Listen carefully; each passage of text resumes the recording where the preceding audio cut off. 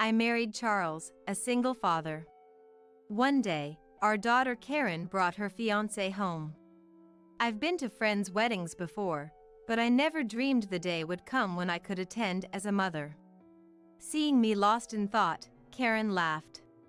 What are you misunderstanding? You're not a blood relative, we're not family, so you're not invited to the wedding, Karen said with a spiteful grin. How presumptuous of you. You're just a housemaid and an ATM, right? My mother is my mom only. My excited feelings cooled instantly. So, you're inviting your real mother? Of course, she's family. So, please, don't show your ugly face there, it would be embarrassing. Understood. Memories of Karen's insults over the years flooded back to me. For over a decade, I've tried to close the distance between Karen and me, cried in secret, and raised her with all I had. And this is how she repays me. Fine. If that's how it's going to be, I won't hold back anymore. It's time for me to pay back. And it will be on the day of the wedding. I am Patricia, 55 years old. I worked as an office worker at my first job. I've had overtimes and business trips, keeping me busy. But being engrossed in my job meant relationships never lasted long. I was scoffed at for prioritizing work over relationships, and faced outdated views that women should quit their jobs to prioritize family, missing the marriage boat. Then, Charles came from a regional office. Charles, divorced 3 years ago, was raising Karen, his elementary school-aged daughter, as a single father. He had earned a promotion by leading a major project to success, despite being clumsy and inefficient at work.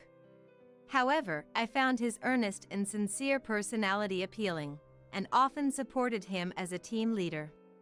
6 months later, I was surprised when he asked me out to dinner and confessed his feelings. After all, I am 5 years his senior and not good at romance. Flustered, Charles told me with a flushed face. I had sworn off marriage. But getting to know you, Patricia, I found myself wanting you by my side. Thank you. That means a lot to me. But what about your daughter's feelings? Karen encouraged me. She said not to hold back on our account, that it was okay to welcome a new mom. Thus, we dated, sometimes just the two of us, sometimes including Karen. We went to aquariums and amusement parks, deepening our bond with Karen, and married the following year. Please take care of me, Patricia. Greeted with her innocent smile, I felt on top of the world. To think I, who had given up on marriage and pregnancy, could become the mother of such a sweet girl. At that time, I had no clue about the hidden side of Karen's personality. Karen was as cute as a model. Karen's features, which hardly resembled the kindly visage of Charles, seemed to take after her mother, whom he had divorced. It appeared either she inherited her personality from her mother or was spoiled growing up, because as soon as we started living together, Karen showed her malicious true colors. One moment she would be in high spirits, and the next, she would become upset over trivial things, complaining without concern for others' feelings and lying effortlessly if things didn't go her way. For instance, when she was in 5th grade, there was a school trip, so I woke up early to make her lunch. After we married, Charles reduced working hours to share household duties with me. Although I can cook, planning meals isn't my strong suit, so I left the cooking, cleaning, and shopping to Charles. In turn, I took over laundry, ironing, and managing the finances. That time, with a recipe from Charles, I enthusiastically packed Karen's favorite meatballs and potato salad, only for the lunchbox to return untouched. Karen, did you feel unwell? Asking out of concern, Karen retorted with a look of disgust. It was so gross, I left it. Can't you even understand that? Charles, standing by, turned pale. Karen, Patricia came home at 10 p.m. last night and got up at 5 a.m. to make that for you. Don't you have any gratitude? Huh? Like I care. Stop pretending to be a mother just because you make Dad do all the chores. With that, she turned up her nose and retreated to her room. Despite Charles's repeated apologies, I forced a smile. It's just her rebellious phase. She thinks a strange woman has taken her dad away. Entering middle school only worsened Karen's attitude. I took half a day off work to attend a school event. Karen, you forgot your handkerchief. I called out just as class ended, and she glared at me with fury, snatching the handkerchief. Is that your mom? You don't look much alike. Hearing her friend's words, Karen twisted her face. That old lady isn't my mom. My mom is way prettier. Oh right, your family remarried, huh? Being Dad's boss, she seduced him. Pretends to be like a mother, so annoying. I think you're out of line. But poor thing.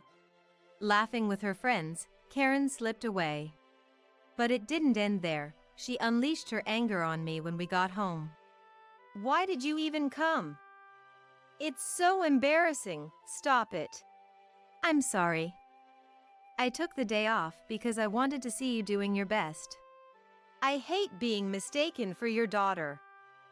You should realize how ugly you look. Her words about my appearance shocked me. True, I'm nearly 50 and quite ordinary looking. Compared to the beautiful mothers, I might not stand out. But to be spoken to like that. Even as I tried to find common ground by listening to her favorite idol's music or watching anime, our distance grew instead of shrinking. Without my asking, Charles sensed the tension and worried for me. With the way things are, she's probably saying all sorts of things to you behind my back. I'm really sorry. It's okay. It's the same in every household, I guess. I reassured him, not wanting to worry him further.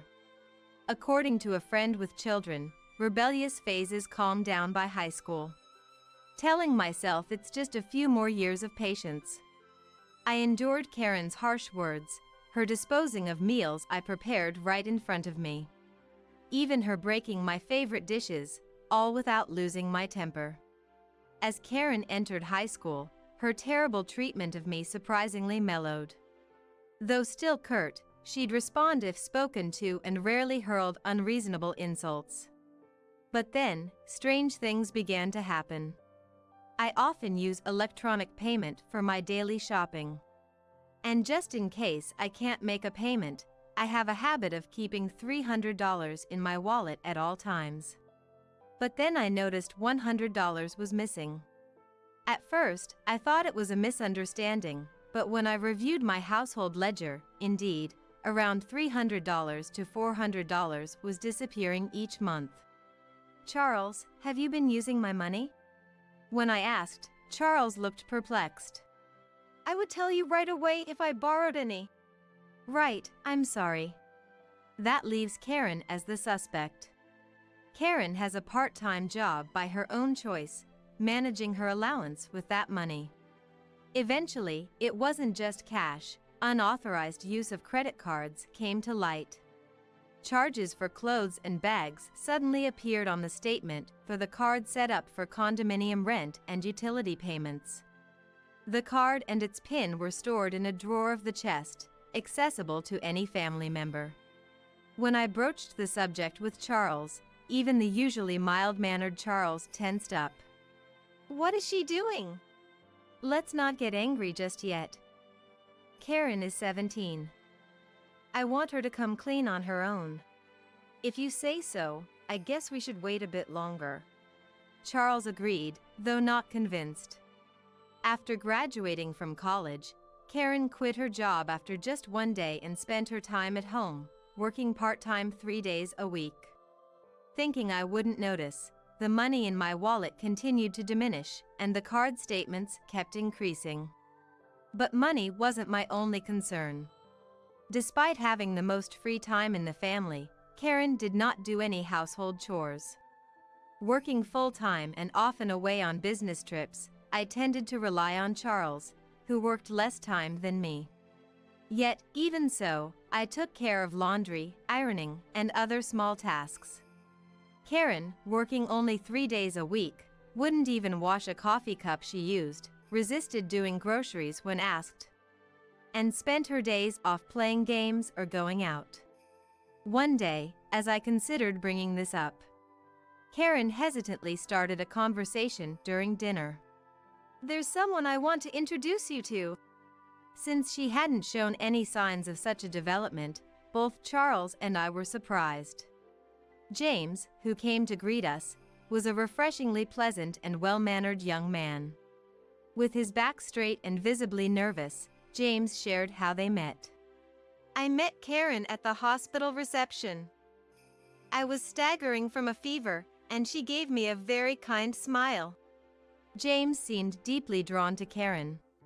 "She was kind to other patients too, and she looked radiant." Karen's workplace was a hospital in a high-end residential area. The place naturally attracted celebrities, making her motives for working there quite clear. She chose a part-time job because she disliked commuting every day. James comes from a family that runs a business, and he seems to work as a manager in his parents' company. Landing a wealthy heir within 6 months of working, it was all according to Karen's plan. "We've already decided on the wedding venue," Karen said excitedly. "We're inviting about 60 people from James's company connections, so we rented a large hall. The invitations have already been sent out. Please keep the first Sunday coming up in 3 months free." "Got it. We're looking forward to it." Charles and I exchanged warm smiles with the shyly smiling Karen and James. My heart warmed. She's not my own child, and we've had our issues, but I welcome the happiness of my family. I went to the kitchen with a spring in my step to prepare more coffee, and Karen followed. "A wedding, huh? I've been to friends' weddings, but never thought the day would come when I could attend as a mother." Seeing me lost in thought, Karen laughed. "What are you misunderstanding? You're not a blood relative, we're not family, so you're not invited to the wedding," Karen said with a malicious smile. Stunned, I listened as Karen disdainfully explained. "How presumptuous of you. You're just a housemaid and an ATM. My mother is my mom only." My spirits, once lifted, sank instantly. "So, you're inviting your real mother?" "Of course, she's family. So definitely don't show your ugly face there, it would be embarrassing." "Understood." Facing Karen's malicious laugh, I suppressed my rising anger and responded in a low voice. Seemingly satisfied with getting her point across, Karen hummed a tune as she went back to her room. As I arranged the cake I had prepared for this day on the tray, I felt an overwhelming sense of emptiness. Memories of Karen's insults over the years came flooding back. For over a decade, I've tried to close the distance between us, crying in secret and raising her with all my might. And yet, this is how she repays me. Fine, if that's how it's going to be, I won't hold back anymore. It's time for me to pay back. And it will be on the day of the wedding. The day of Karen's wedding finally arrived. Charles and I dressed casually, without any special effort, and headed to the venue. In the venue's waiting room, Karen and a woman in a black dress, who arrived earlier, were happily chatting. Karen distorted her face in displeasure upon seeing me. I told you it would be embarrassing for you to come." Charles's face turned pale, and as he was about to confront Karen, I stopped him with my hand. The woman in the dress had flashy features similar to Karen's. Looked at me up and down and sneered. "So, you're Charles's new woman?" "No, his wife." "Thank you both for taking care of her." "Thank you. Why are you here?" Margaret laughed at Charles's question, who was looking like he had swallowed something bitter. Isn't it odd for a mother not to attend her daughter's wedding? But it's ridiculous to kick Patricia out. She's the one who raised Karen for over a decade. Then, Karen glared at me as if I were an annoyance. I never thought of her as my mother. Karen. Let's stop, it's a happy day. Margaret intervened with a laugh. The guests will be arriving soon. Right, Mom. But she ruined my mood. Just think that she's here only to make us shine. I couldn't help but feel a mix of anger and astonishment at their unabashed rudeness. Such a like-minded mother and daughter. Well, let them be. Let them enjoy their moment of triumph for now. As Charles and I were about to leave the room, Karen said in a cloying voice, Dad, it's okay for you to stay. Charles gently pushed my back and silently stepped out into the corridor, closing the door behind us. Let's wait in the lobby until it's time. Sounds good. About 30 minutes later, as we were chatting in the lobby, the door to the waiting room burst open, and Karen, in her wedding dress, appeared. She ran down the corridor, then came back, pacing restlessly with a frustrated look. James! Where the hell is he? The ceremony is about to start. Frustration and a shrill voice marred her beautifully styled hair. Hasn't he replied yet? It's unlike James to be late. With Karen looking pale and Margaret looking worried, the staff standing by all looked confused. Even after the ceremony time passed, neither the groom nor the guests showed up. The host and photographers gathered in the hallway, starting to murmur among themselves. Karen apologized to the staff with a gloomy expression. I'm sorry. I can't reach my relatives. The friend I asked to manage the reception hasn't shown up either. What's going on? Didn't you say non-family members aren't invited to the wedding? Karen turned to me in surprise. So, I told everyone. That Karen didn't want to invite those who weren't family. After a few seconds of silence, Margaret rushed at me, screaming in anger. Is this your fault? How dare you ruin my daughter's important wedding? Margaret! As Margaret attempted to grab me, Charles caught her arm to stop her. Let go. The fault lies with Karen, who repays over a decade of care with betrayal. It's Dad who married on his own. I didn't ask for this. It was you who suggested the marriage. Charles frowned in dismay. You do realize that you were only able to attend cram schools and private university thanks to Patricia. Despite never needing a scholarship, you never even thanked her. Of course I know. When I heard he was a supervisor, I suggested marrying her because she seemed wealthy. Karen smirked maliciously. After all, that's all you've got, you old lady.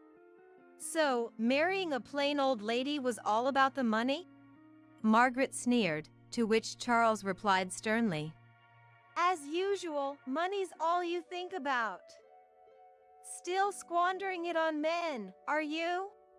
At that moment, Karen's eyes widened in shock. Huh? Looking back and forth between Charles and Margaret, she asked. Mom's too sick to work and struggling to get by, right? My eyes widened in surprise. Her shouting at me earlier didn't seem like she was in such dire straits. Before long, the staff had disappeared, likely unable to handle a domestic dispute. Dad, Mom said she was scrimping to pay rent and couldn't afford proper meals. So I gave her the money I stole from Patricia and bought brand bags with the card so she could pawn them for cash. Charles sighed and glared at Margaret. To think you'd stoop so low as to lie to your daughter to take her money. Well, it's precisely why we divorced. Karen's eyes bulged, and she protested. Wait. I was told the divorce was due to irreconcilable differences. No, your mom took money from my salary for her lover and then vanished. After she contacted me again, we divorced and I agreed she could see you. Stunned, Karen looked lost. That can't be. Meeting Margaret today was fortunate. It saves me the effort of contacting her. Now that I've identified the affair partner, I'll be claiming compensation. It's too late to claim damages for adultery now. Margaret shouted. I snorted. Don't you know?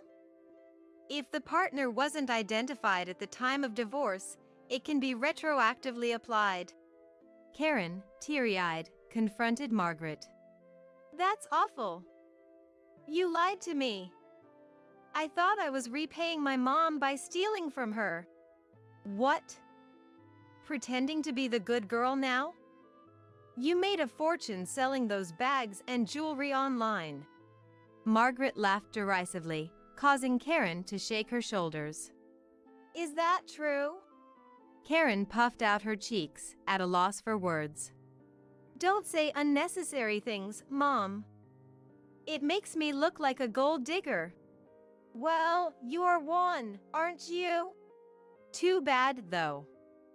Even if you manage to charm a rich man, it's pointless if you can't marry him. You were so happy thinking you'd live a life of leisure. Margaret lamented, and Karen pursed her lips. It's not over yet. I can just reschedule for another day. I'll smooth things over and make sure the marriage happens. I won't let this wealthy catch get away. As Karen clenched her fist and shouted defiantly, the door in front of us quietly opened. A man emerged from the waiting room, causing Karen's color to drain from her face. James. James looked at Karen with a chilly gaze. I've heard everything. From you hurling insults at Patricia, all of it. Karen collapsed to her knees. How could you?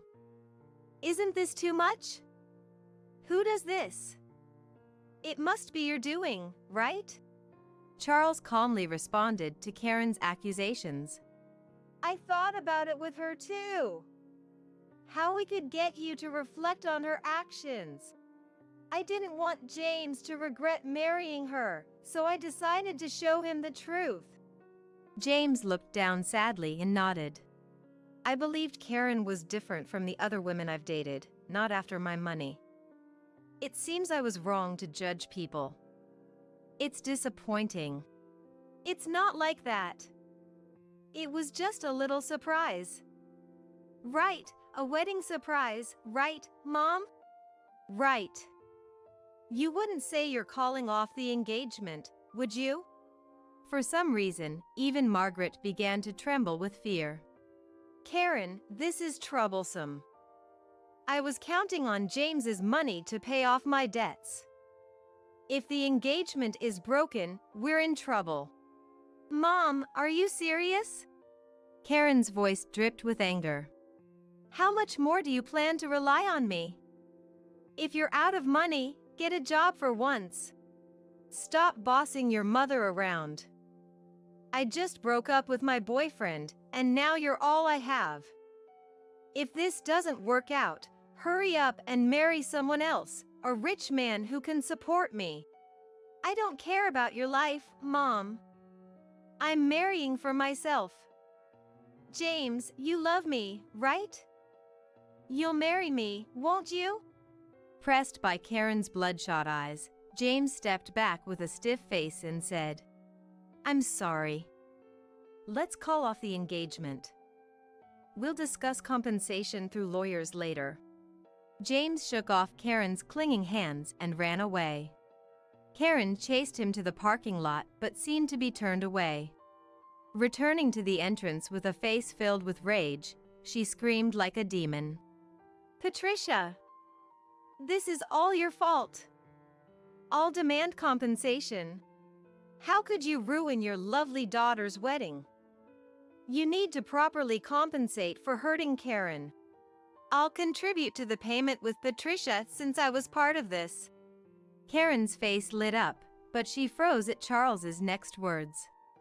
In return, we'll claim the money you stole from Patricia's wallet and the unauthorized card charges. It's only natural, right? Nearly $400 a month for almost 7 years since you were 16. That's $33.6 thousand. Including the card charges, it's over $50,000. Yes, and I'll also be claiming compensation for the verbal abuse you directed at me. Make sure you pay up. Karen's eyes widened in terror, shaking. I can't pay that. Wait, I gave half to Mom, so you'll pay your share, right? But Margaret, who had just been supporting her daughter, now turned away coldly and rejected her. You were the one who wanted to help me. Don't make it sound like I demanded money from my daughter. You did, though. You're paying half. As Karen raised her voice, Margaret sighed and ran her fingers through her long hair. Impossible. I'm already full of debts for compensating for the affair and repaying loans. I shouldn't have come today.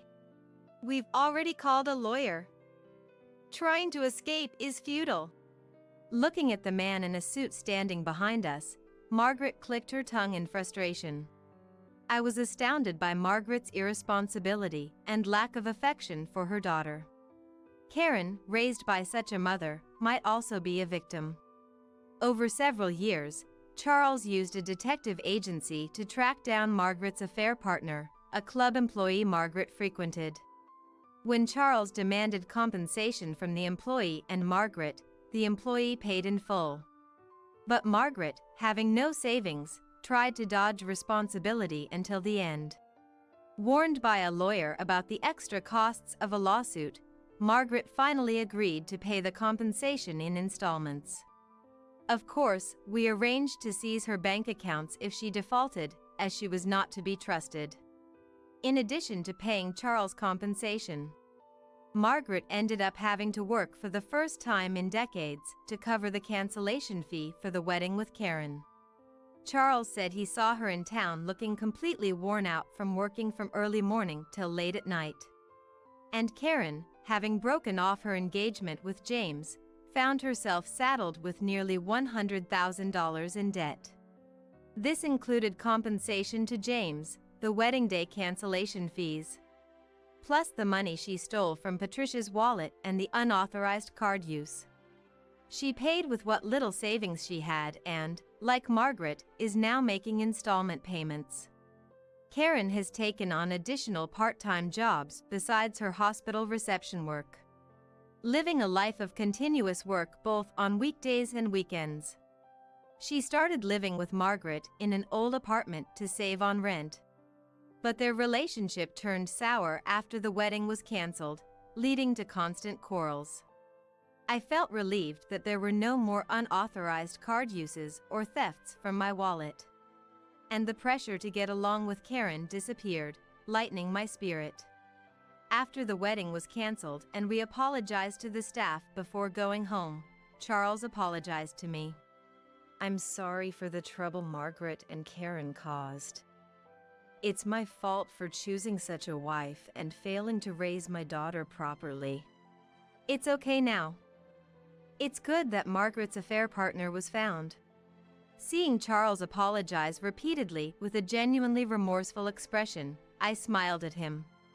Charles is certainly compassionate and I felt he had been indulgent with Karen. But raising a child isn't a one-person job. The fact that Karen grew up spoiled is also partly my fault for being too lenient with her. I have some big news, I shared with Charles, my heart pounding. What is it? I'm pregnant. Charles was astonished. It's been confirmed by the doctor. It's a high-risk pregnancy, but is it okay if we go ahead? Of course. I'm so happy. Charles hugged me with a broad smile, and all my worries vanished. I had been afraid to prioritize our own child over Karen, so we decided to wait until Karen was grown up before trying for a pregnancy. Though I had almost given up, miraculously, it happened. I'm looking forward to lovingly raising the child we're now expecting.